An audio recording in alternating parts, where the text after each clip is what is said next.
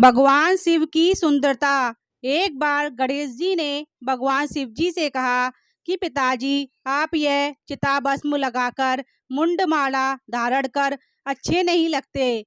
मेरी माता गौरी अपूर्व सुंदरी और आप उनके साथ इस भयंकर रूप में।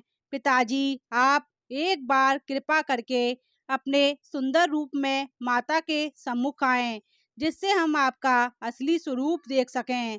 भगवान शिव जी मुस्कुराए और गणेश जी की बात मान ली। कुछ समय बाद जब शिव जी स्नान करके लौटे तो उनके शरीर पर भस्म नहीं थी। बिखरी जटाएं, संवरी हुई मुंडमाला उतरी हुई थी। सभी देवता, यक्ष, गंधर्व, शिवगण उनके अपलक देखते रह गए। वो ऐसा रूप था कि मोहिनी अवतार रूप भी फीका पड़ जाए। भगवान शिव ने अपना यह रूप कभी भी प्रकट नहीं किया था। शिव जी का ऐसा अतुलनीय रूप भी करोड़ों कामदेव भी मलिन कर रहा था। ऐसा रूप शिव जी का कभी किसी ने नहीं देखा था। गणेश जी अपने पिता की इस मनमोहक छवि को देखकर स्तब्ध रह गए, मतलब हक्क बक्क रह गए और मस्तक झुकाकर बोले, मुझे क्षमा करें पिताजी, परंतु अब आप अपने पूर्ण स्वरूप को धारण कर लीजिए।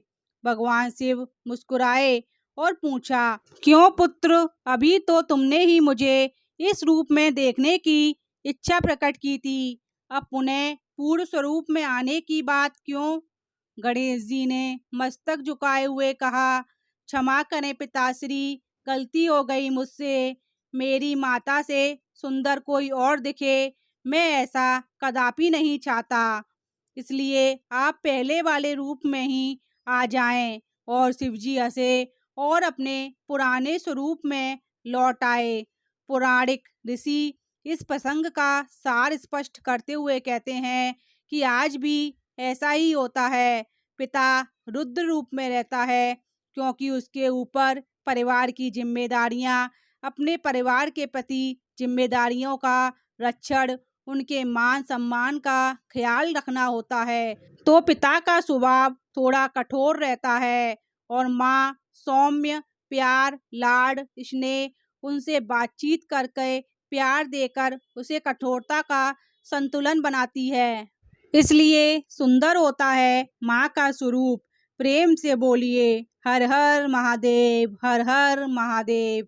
पिता के ऊपर से भी जिम्मेदारियों का बोझ हट जाए तो वो भी बहुत सुंदर दिखता है। तो बोलिए, शिव भगवान की जय, हर हर महादेव।